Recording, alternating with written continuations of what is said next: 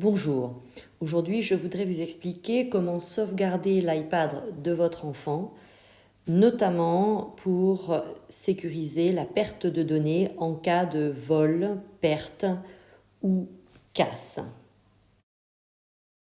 Si l'on paramètre bien cette sauvegarde, alors on pourra récupérer toutes les données de l'iPad sur un nouvel iPad que l'on se procurera.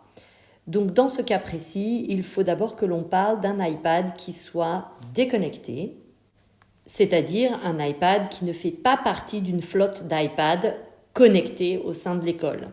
Cet iPad, vous l'avez sans doute acheté pour votre enfant, juste pour remplacer le papier crayon de l'élève. La Wi-Fi n'est pas disponible en classe et ainsi les données qui sont créées sur l'iPad restent sur l'iPad, dans la mémoire locale de l'iPad. On ne va pas paramétrer une sauvegarde automatique sur des serveurs externes de type Google Drive, Dropbox. Il y a plusieurs manières de sauvegarder les données d'un iPad. On peut les sauvegarder donc dans l'iCloud, c'est la solution que l'on va préférer à gauche, ou bien on peut les sauvegarder sur des serveurs externes de type Dropbox, etc. Et c'est la solution qui est expliquée à droite. Il faudra donc sauvegarder à gauche les données de Notability, Prismo, etc. sur la mémoire locale de l'iPad. Ces données ne seront donc accessibles que par l'utilisateur qui travaille sur l'iPad. Elles ne seront pas accessibles par une personne qui se trouvera en ligne. Cet iPad est donc bien non connecté et il remplace le papier et le crayon de l'enfant. Dans le cas d'une sauvegarde automatique sur Dropbox, Google Drive, etc., les données sont accessibles quotidiennement via la Wi-Fi, mais le problème c'est que votre enfant sur son iPad en classe qui ne sera pas connecté, sans la Wi-Fi donc, ne pourra pas avoir accès à ces données-là. Elles ne seront pas sauvegardées sur son iPad sur la mémoire locale et donc en classe, il va se retrouver face au petit nuage qui tourne et il ne pourra pas accéder à ces datas de Notability puisqu'elles seront sur un serveur externe et que son iPad en classe n'est pas connecté. Pour assurer la sauvegarde de toutes les données de l'iPad qui est non connecté, c'est-à-dire assurer la sauvegarde du contenu des applications telles que Notability, Prismo, etc.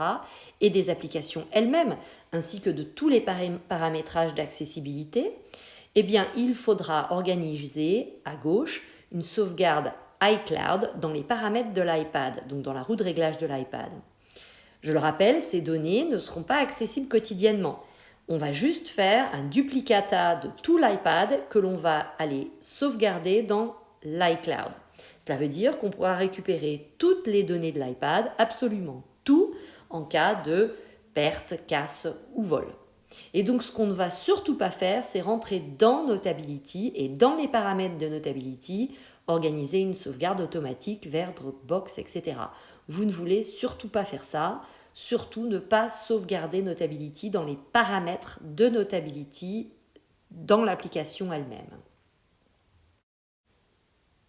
Concrètement, à gauche, vous voyez que vous allez aller dans la roue de réglage de l'iPad, dans la zone de l'iCloud, là tout en haut à gauche où vous avez votre nom et le nom de l'iPad, etc. Vous rentrez dans la rubrique sauvegarde et vous cliquez bien Notability, vous voyez à droite en 4e ligne, vous cliquez Notability et les autres applications que vous souhaitez sauvegarder dans l'iCloud. Donc là, je vous ai mis que Notability, mais sur l'iPad de mon enfant, par exemple, j'ai sauvegardé Notability, Prismo, la calculette, enfin j'ai sauvegardé beaucoup d'applications qui, dans le cadre scolaire, sont essentielles. Et donc, si on venait à perdre ou casser l'iPad, il faudrait tout récupérer sur le nouvel iPad. Je précise que l'on pourra ensuite paramétrer la sauvegarde pour se faire toutes les nuits lorsque l'on branche l'iPad pour qu'il se recharge pendant la nuit. Ainsi, tous les jours, quotidiennement, tout le contenu de l'iPad est sauvegardé sur l'iCloud. Et à droite, je vous montre qu'il faut bien rentrer dans Notability, dans la roue de réglage de Notability, tout en haut, sauvegarde, et choisir sauvegarde désactivée. Il ne faut pas activer la sauvegarde automatique vers Dropbox ou Google Drive.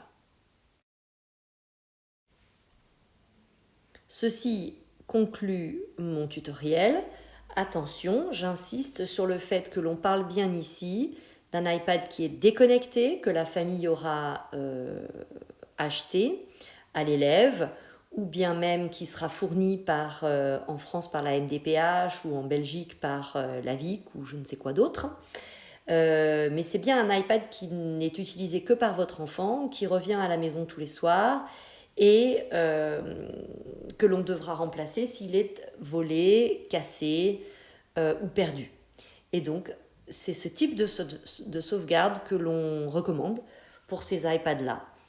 Il existe différentes manières de sauvegarder un iPad, mais c'est cette manière qui convient pour l'iPad pour 10 déconnecté pour les élèves 10.